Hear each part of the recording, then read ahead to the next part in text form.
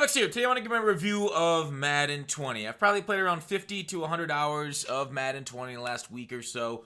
We've really hit it hard. So I do this every year. At the end of the game, I do a final review of it. I just finished 19s a couple weeks ago. I want to get into Madden 20 now. Then we'll re-review it after all the patches, after all the things we've seen in MUT at the end of the year. Kind of compare, take a look, review my initial thoughts. And I guess this is a good, should you buy it type of review, as I've gotten quite a bit of time in gameplay, MUT, and I'll go through everything individually and then rank it all and give it a final grade at the end. So let's just get right into it off the top. Madden 20 is the best football game I've ever played. Now you're gonna be like, whoa, what about those old 2K, old Madden 05, back in that era? Now a lot of those games are looked at through a lens of nostalgia, and I'm not gonna say Madden 20 is greater than those games at everything. It's definitely not. Franchise mode, which I'll get to in a little bit, is clearly a step back from that old era. But I think a lot of people romanticized gameplay back then. But with that said, I'm going to focus a lot on what could be improved, but a few of the improvements that have been made to 20 over 19, because you can even look back at more recent eras and say, well, was 16 that bad? 17, 15, that kind of... And yes, 20 is better than all of them. Hands down. In my mind, hands down, it's over. All right? So let's get right off the bat. The worst thing about 20 franchise. This is so far behind its competitors in, say, 2K, even independent studios, like Out of the Park Baseball. Their competitors are making much better franchise games than Madden. And it's unfortunate. I think the franchise team of Madden is just too low staffed to make that many improvements year to year. The big brass at EA doesn't care to devote enough resources to it. So the scenario engine was kind of the big addition of franchise. We'll get to QB1 in a little bit because that was technically franchise or player career. So franchise and the scenario engine. I like that it attempts to tell a story. It attempts to get you involved in your player. Unfortunately, a lot of that falls flat when you actually get through it. A lot of it kind of feels kind of hollow. It still feels it rings you of previous experiences and really hasn't gotten that fresh facelift that you see a lot from 2K year to year. So the simulation, I know stats are still a little problem with quarterbacks not rushing the ball a lot. And you still have that year to year issue because a lot of people play franchise and Madden franchise and football franchise to just be the GM and to build your roster, to let the players play it on the field. Those are some of my favorite moments from the old Maddens is when I was the GM is I love simulations. Out of the Park Baseball, a lot of these other simulations that I play, Football Manager, absolutely get warped into those for hours. And you really can't feel a lot of that same addiction, a lot of that same want to play the franchise mode of Madden like you do those. I'm not saying Madden's franchise mode is complete ass trash garbage, but it isn't quite where we want it to be in current year, right? So it's overall a little shallow of an experience. They did bring back the Pro Bowl, which is nice, but they don't actually have the the dick tugging kind of Pro Bowl slap ass type shit that they got. It's just another game of Madden with different helmets and different players. So it's a nice step. It's something that I know people in the community wanted back. It's really shouldn't have been taken out in the first place, but I don't know. Franchise doesn't seem to be touched very much. So overall, my franchise grade is 2 out of 10. All right, I just had to scroll down to look at what I finally graded. So 2 out of 10 for franchise. Moving on to the graphics, they're slightly updated, but I think we're not wowed by them. There wasn't really. I'm not a huge fan of graphics. All right, I would think the game should be fun first, balance second, and then in the I don't know 5 range, graphics is there. It's really nice. It's really cool to look at that. Booting up the old the Red Deads, the Skyrims, that stuff. Seeing these big landscapes, it's nice, and the detail is something that you do notice. With graphics being slightly updated, I don't think we'll get another big update until maybe the next generation of consoles come out in a couple years. EA might be even working on that right now with their partners over at Sony, Xbox. PC obviously has better graphics than Xbox. I don't have a next gen like Xbox One or the next gen PS5 kind of stuff. I have the original, so my experience for graphics might be a little bit less than your guys' experience. I'm not running it in 4K like you can on the PC. So your mileage may vary depending on the hardware you're on, and we'll wait for the next generation to really see Madden kind of go to the next level. They have introduced a new scoreboard. I know people kind of complain about that. They should really give the option for multiple scoreboards next year. Very minor detail, but people do appreciate minor details like clothing items being up to date, players having the right tattoos, and that's something that they have added a little bit to. But people really want more and more of the kind of the authentic NFL experience. And Madden really, it's the only product that can provide it. Is it providing it well enough? I don't think I'm going to say because I don't really care that much about any of that. So graphics weight low for me, but I think graphics are fine. I'm going to give them a 7 out of 10. I don't think there's, much more that I could ask for out of the graphics engine than what I'm currently getting on my Xbox. So, announcers and sound. The announcers stayed the same this year. I generally play Madden with the sound off, so I don't really listen to them, as I've never really liked announcers in my games. I like to kind of, I play it mostly on stream, and when I'm also playing it on my own, I'm watching either Twitch or Netflix. So I don't really listen to them. I'm kind of more of like a distracted gamer almost. And so that's something I'm not going to grade, sound, because I just don't listen to it. Their soundtrack I'll have to listen to on Spotify or something down the road to kind of grade it versus previous years. But that's something I'm going to leave out of the review. Gameplay, the biggest thing. After that, of course, we'll get into QB1 and MUT. Gameplay. So, there are still flaws with gameplay, right? There's not a single Madden we've ever played without flaws. Not a single football game or sports game we've ever played without flaws. They all have their warts. So the run game is still tough to beat without a certain run D. Force defenders don't do the job well enough on stretches. Zones don't play where we want them to play. Like in real life, if I call a cloud flat, or if I want Richard Sherman, say I'm calling a cover 2 with Richard Sherman, or just an example. I know, whatever. If I want him to play back on a corner route, I can physically tell him, hey, watch for this corner route. In Madden, I can't tell Richard Sherman that face-to-face. I have to call a zone. Hey, I want you to play back. I want you to not let them get a corner route against you, okay? That is your job. You cannot do that in Madden. So the fact that you cannot do that is still a major issue to this day. You have to make these adjustments. You have to play man coverage. You have to shade outside. You have to do all these things. Even then, sometimes the corner routes get open. So what I talked about earlier, some steps back with Madden, is zones have played better in previous years. Clouds have played further back. Last year's clouds are better than this year's clouds. So you'll face a lot of online opponents that'll just kind of spam you with corner routes, and you're going to have to use them or figure out a way to beat them. But like they can move corner routes from different places if they have a QB with the route chemistry, say if it's regs or something. So there's a lot of balance issues still there. Play recognition from linebackers on runs. They stand flat-footed too often. Like they don't recognize a handoff, and they don't attack the hole. They don't hit the line of scrimmage like you want to see it. Like some plays, it's like, okay, that's exactly how they wanted to play, like a toss or something. The linebackers do get out there pretty nice, where stretches, they're kind of like, do I hold still? I know there's some cutback lanes and run fits, but run fits still don't seem to be doing their job well enough. But of course, we might find run D here in a little bit. But right now, I'm a little disappointed by defensive linemen. Sometimes they get stuck on offensive linemen. Like I've seen Aaron Donald. Like here's the not my face. Here's the offensive lineman. Here's Aaron Donald. And then so like Aaron Donald twists him like this. So Aaron Donald's facing. The running back runs through the hole right here. Aaron Donald doesn't disengage and tackle the running back, right? And he holds it. So because the game is so based off block shed, he'll shed it. He'll win the engagement by shedding that way, and the running back runs that way behind him. It's lunacy, right? They still have a lot of mechanics. Offensive linemen still will miss blocks frustratingly slow on pulls and reaches, that kind of stuff. So the targeting still has a lot of problems. The pass protection, we still have some issues with. People can really glitch through some good blitzes on you. Not nearly what it was back in the day. The pass protection is leagues better than it has been in the past. That's huge. The running back plays a little bit better, but still will fudge up a lot of pass protection. So that still has work to do. It's not perfect. RPOs are added to the game. Playbooks got updated. Huge addition. I got to give them a shout out for that stuff. RPOs look like a great addition to the game. There's some funkiness with it, but I think overall that's great. I love that they dedicated so many resources to getting those in the game, and so many different type of RPOs between the alerts, peaks, the read type of RPOs, the lookies. All that stuff is in the game, and I'm excited to keep using that going forward. I haven't seen anything too degenerative yet. I've put out an RPO guide on my channel here if you don't know too much about run pass options.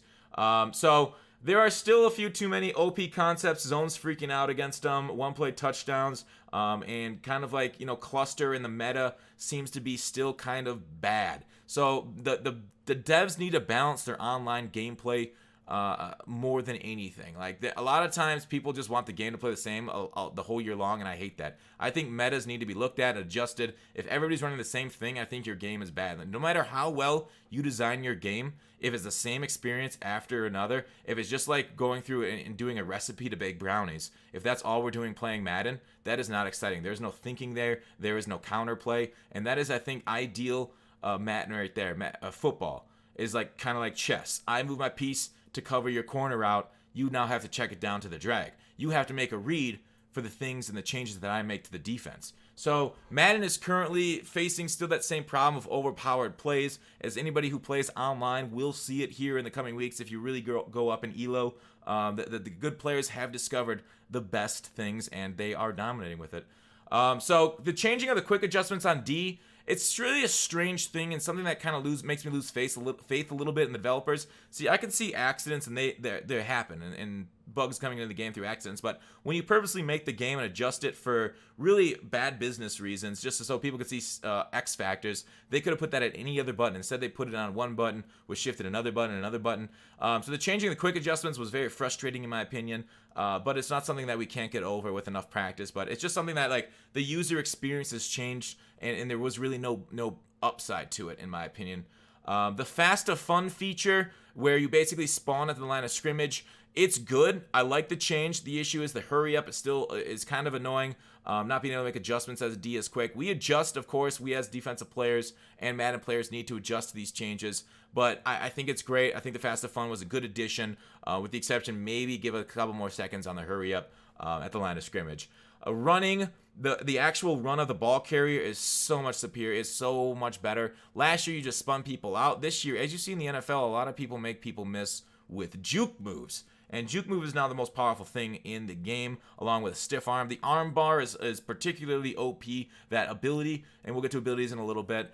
The balance of the game is still slightly off there, but I think the running and the actual left stick movement has taken a step up. I hope it furthers itself and gets better and gets more responsive. But I think as we get better and better cards, higher and higher agility, we'll see that we can use the one ability, not jukebox, but there's one that basically the human joystick ability. I'm excited to use that on a card to see what their agility becomes at that point.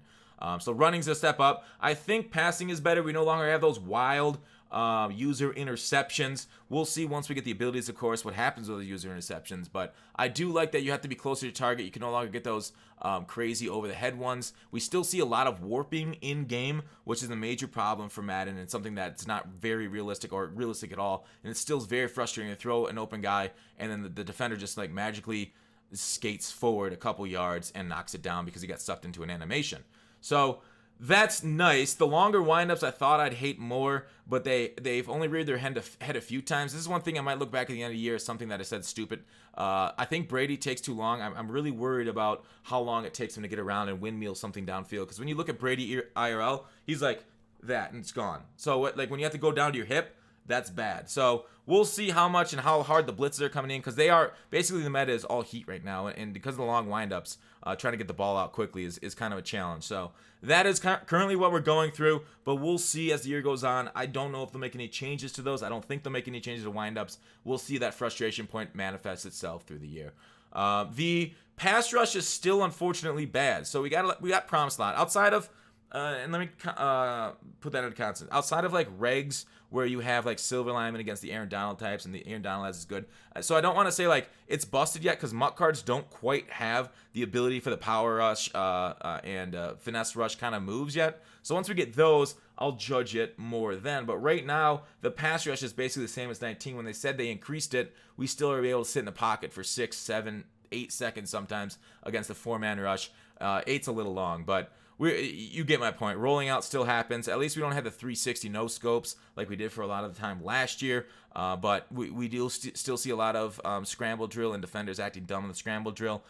Fortunately, Playmaker isn't in the game for MUT yet. I worry at the end of the year Playmaker taking over, but maybe, I don't know. Maybe I'm worrying for nothing, but I always hate Playmaker. I'm disappointed that's back in the game when most of the community really did not like that feature. So, said warp, people, so, alright, so the meta I talked about, X Factors and Superstar abilities. Now, I think X Factors and Superstar abilities were a wonderful addition to the game, a way of individualizing players and regs. Tom Brady finally became overpowered in this game like he's overpowered in real life. We no longer are just going around the teams that have mobile quarterbacks and regs. Tom Brady literally helps his pocket protect. Like, there's a reason why offensive linemen go to New England, not just due to the coaching.